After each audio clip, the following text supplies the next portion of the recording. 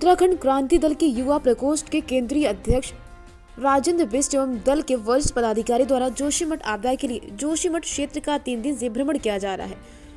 हाल अत्यंत चिंताजनक है। इस दुख की घड़ी में दल जोशीमठ के लोगों के साथ खड़ा है। दल ने सुनील गांव, मनोहर बाग, मारवाड़ी, सिंहधार, खरधार, रविग्राम, डाडो और स्थानों का निरीक्षण किया। साथ ही जोशीमठ बचाव समिति को समर्थन दिया। बिष्ट ने कहा, आपदा प्रभावी लोगों को स्थायी पुनर्वास करने की आवश्यकता है।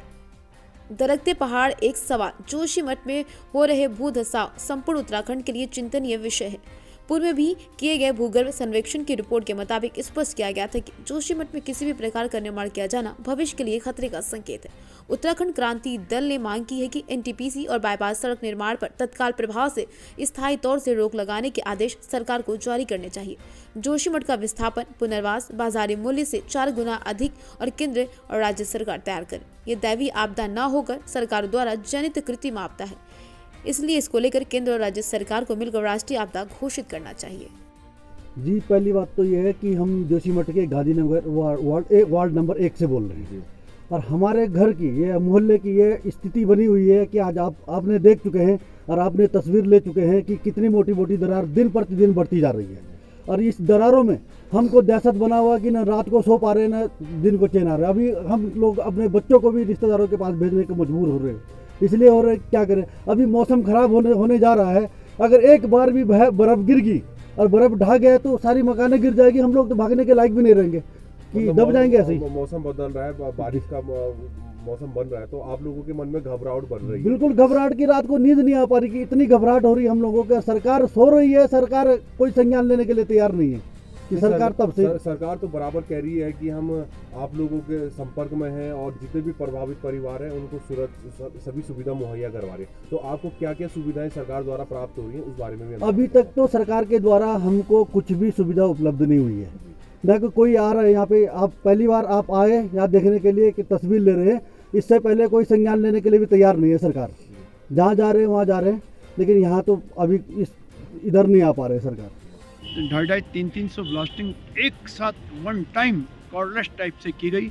उसने पूरा जोशीमठ हिला के रख दिया, फाड़ के रख दिया।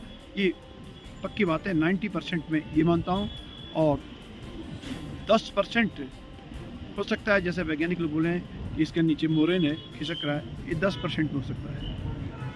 एक रिपोर्ट में साफ तौर पर शायद 1976 की एक रिपोर्ट में कहा गया था कि ये बहुत ही संवेदनशील एरिया है। उसके बाद भी इस तरह के बड़े प्रोजेक्ट यहाँ पे लगाए गए हैं। तो आप इसमें किस चीज़ की खामियां मानते हैं? क्या पब्लिक की अवेयरनेस को लेकर आप कुछ कहना चाहेंगे या फिर सरकार को ही आप इसमें कुछ दोषी मानते हैं? नहीं, पब्लिक तो तैयार थी। पब्लिक ने हर समय शोर मचाया, तब भी शोर मचाया है।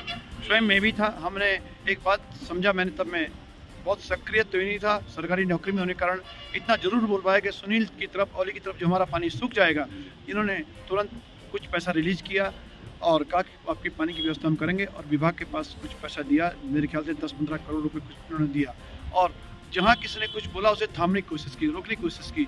सबसे बड़े दुख की बात मैं ये कहना चाहता हूँ, LNT यहाँ पे काम करती थी। LNT ने जैसे ही देखा कि आगे कच्चा है, सिस्टम ठीक नहीं है, तो LNT ने, जो बड़ी कंपनी, उसने काम छोड़ा और इन्हें किसी दूसरी कंपनी को, HCC और इसके ठेकेदारों को काम दिया। यहाँ कुछ गड़बड़ जरूर हुआ है। उत्तराखंड क्रांति दल द्वारा पिछले 2-3 दिनों से जोशीमठ के सभी प्रभावित क्षेत्रों को, जहाँ जहाँ पर भी ये आपदा से प्रभावित क्षेत्र हैं, उनका निरीक्षण किया गया और लोगों से उनके मन की बात जानी गई। निश्चित रूप से बहुत नुकसान लोगों का हुआ है और जिस प्रकार की वर्तमान में रिपोर्टें आ रही है, निश्चित रूप से जोशीमठ शहर का बचना बहुत मुश्किल है। और इस घड़ी में हम सभी सपरिवार, उत्तराखंड क्रांति दल सपरिवार, इन आपदा पीड़ित सभी साथियों के साथ है, सभी व्यक्तियों के साथ है, सभी लोगों के साथ है।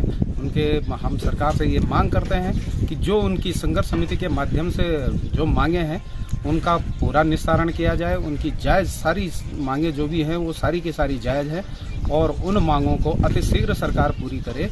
ऐसा नहीं कि जब जोशीमठ बाजार पूरा बह जाए या जोशीमठ पूरा क्षेत्र डूब जाए, सब खत्म हो जाए और सरकार सोई रहे, वहाँ पे जनहानि हो जाए या कुछ और अन्य बातें हो जाए, तो इस प्रकार का इंतजार न करें। और धामी सरकार जी से हमारा यही अनुरोध है कि आप सिर्फ यहाँ पर आकर 2-4 मीटिंगें विशेष लोगों से मीटिंग करके इतिश्री न करें इस चीज़ को सीरियसली लें और खासकर मोदी जी से यही अनुरोध है कि आप चुनाव के टाइम पे तो बहुत जल्दी सीधा हमारे भगवान बद्री विशाल जी के दर्शनों के लिए तो आ जाते हैं, लेकिन अभी वहाँ के जो निवासी हैं उन पर जो विपदा आई है उस विपदा में आप यहाँ पर वर्तमान समय में आपको होना चाहिए था, लेकिन आप यहाँ पर नहीं हैं।